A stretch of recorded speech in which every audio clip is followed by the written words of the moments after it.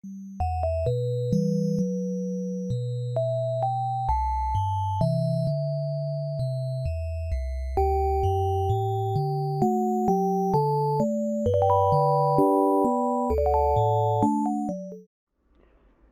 aí, amigos e amigas de todo esse Brasilzão, tudo bem com vocês? Hoje trataremos nesse vídeo de um tema muito importante, que é o reflorestamento, buscando trazer um olhar com mais carinho ao desmatamento, um grande problema. Além de buscar resolver esse problema e expor a importância de reflorestar. Prontos? Então se acomode aí, pega sua pipoca, pega aquele refrigerante e simbora! Olá pessoal, hoje vamos aprender sobre o reflorestamento. Mas afinal de contas, o que é reflorestamento? O reflorestamento é a prática de plantar árvores em áreas que foram anteriormente desmatadas ou degradadas, e de acordo com a finalidade do plantio, determinadas espécies são escolhidas. Essa ação de reflorestamento pode ser levada a cabo por uma série de razões, como motivos legais, captação de gás carbônico, tentativa de recuperação de ecossistemas original com mudas nativas, fins comerciais com mudas de crescimento rápido, interesses sociais como obtenção de alimentos e contenção de encostas e minimização da pegada ambiental de pessoas, empresas ou instituições. No Brasil, tem leis e políticas governamentais que impulsionam a prática dessa proteção. No Código Florestal consta a Lei 12.651, de 25 de maio de 2012, também conhecida como Novo Código Florestal. Nela são estabelecidas normas gerais sobre a proteção da vegetação nativa, incluindo áreas de preservação permanente, de reserva legal e de uso restrito.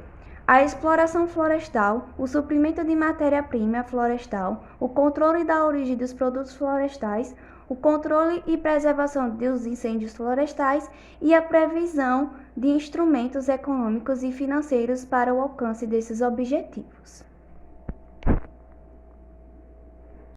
Existem dois tipos de reflorestamento: o reflorestamento comercial e o reflorestamento ecológico. O reflorestamento comercial é realizado com o objetivo de produzir madeira e outros produtos florestais para uso comercial. As árvores são plantadas em áreas especificamente designadas para a produção de madeiras e são geralmente cultivadas em espaços regulares para maximizar o crescimento. As técnicas utilizadas no reflorestamento comercial são direcionadas para a produção máxima de madeira em um período de tempo determinado. Por outro lado, o reflorestamento ecológico é utilizado com o objetivo de restaurar a biodiversidade e a saúde dos ecossistemas florestais. O objetivo principal é restaurar as funções ecossistêmicas e os serviços ecossistêmicos, como a proteção da biodiversidade, o armazenamento de carbono, a regulação do clima e a proteção do solo e da água. As técnicas utilizadas no reflorestamento ecológico são mais focadas na seleção de espécies nativas e na promoção da proteção natural, com menos intervenção humana e uma abordagem mais hostílica e adaptativa. Bem, pessoal, existem termos distintos para o plantio de árvores em áreas degradadas. Esses termos são reflorestamento e florestamento. Há algumas definições para esses termos, mas a diferença entre eles é basicamente o uso prévio do solo. Florestamento significa o plantio em áreas onde historicamente não havia florestas ou área verde. Já o reflorestamento é o plantio em áreas em que historicamente havia vegetação, mas que foram convertidas pelo ser humano para outros usos. A exemplo disso, podemos citar a agricultura.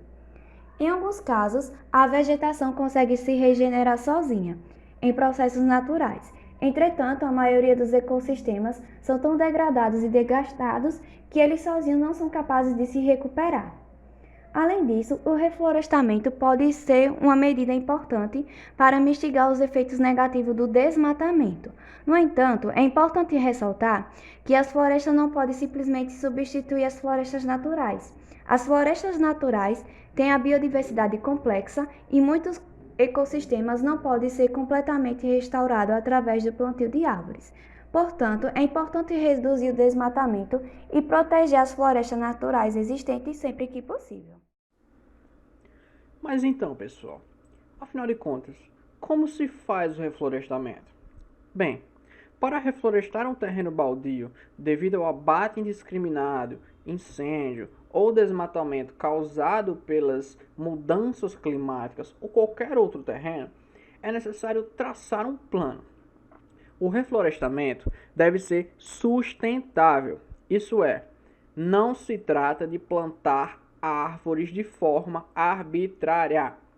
A seguir, elencamos as principais questões que devem ser consideradas para um reflorestamento. A primeira delas é fazer um estudo de campo. Em primeiro lugar, é necessário analisar o terreno e verificar as condições do local, desde o solo, com suas características de profundidade, textura, fertilidade, até o clima, se a temporada é seca ou úmida, sendo indispensável que haja a umidade, ou o tipo de população que habita o ecossistema. Em segundo lugar, escolher as espécies a serem plantadas. O mais recomendável é escolher espécies nativas, mas também podem ser incluídas espécies importadas de crescimento rápido, compatíveis com o solo e o clima daquela região. O germoplasma florestal deve ser de boa qualidade e convém que o viveiro de origem esteja no máximo a 100 km de distância. A forma e o momento de transporte também são importantes, evitando o sol ou as fortes correntes de vento. Em seguida, escolher um método de plantio é também muito importante. É necessário preparar o terreno, escolher as ferramentas adequadas e optar pela técnica menos invasiva. Além disso, devemos considerar a altura e a cobertura de cada nova planta para que não prejudiquem umas às outras. O plantio não termina com a introdução do germoplasma florestal, pois também deve ser elaborado um plano de monitoramento. Por fim, estabelecer um plano de proteção é indispensável. No contexto do plano de monitoramento, é necessário desenvolver a forma de proteger a área reflorestada contra possíveis doenças, pragas, incêndios ou abates ilegais, entre outros fatores que possam acontecer. A manutenção e as avaliações são vitais para consolidar o reflorestamento. Você sabia que existem tecnologias que têm a capacidade de monitorar áreas de reflorestamento? De cima, o drone consegue mapear em minutos o que os ambientalistas levariam semanas para medir. Além de permitir uma visão ampla da área de reflorestamento, captando imagens detalhadas do alto, esse é um sobrevoo inteligente. Com a ajuda do drone, é possível chegar a um diagnóstico mais rápido e mais preciso da recuperação da floresta. Dá para dizer, por exemplo, se a mata está crescendo de forma adequada. Imagina só um drone sobrevoando a floresta e deixando cair alguns objetos lá do alto. Em primeiro momento pode parecer bem curioso. E se eu te contar que poderiam ser biocápsulas biodegradáveis de sementes? Isso mesmo, essa tecnologia que utiliza drones foi desenvolvida pelo Centro de Pesquisa e Desenvolvimento da Ambipar, a multinacional brasileira, líder em gestão ambiental, e tem como objetivo ajudar no reflorestamento em massa de áreas degradadas. Por meio do drone, é possível despejar de 1.000 a 3.000 biocápsulas, facilitando a logística e a chance de germinação, comparado com um sistema tradicional de reflorestamento, principalmente em áreas remotas e de difícil acesso. Apenas um equipamento é capaz de substituir a capacidade de plantio de 15 agentes de reflorestamento em campo. O material, ou seja, as cápsulas são feitas de colágeno provenientes de resíduos de indústria farmacêutica, que com sementes de árvores nativas, encapsuladas e condicionador de solo, levam à fertilidade do solo. Funciona mais ou menos assim. Em contato com a água, as cápsulas derretem e formam nutrientes e organismos biológicos que ativam a semente para sua germinação.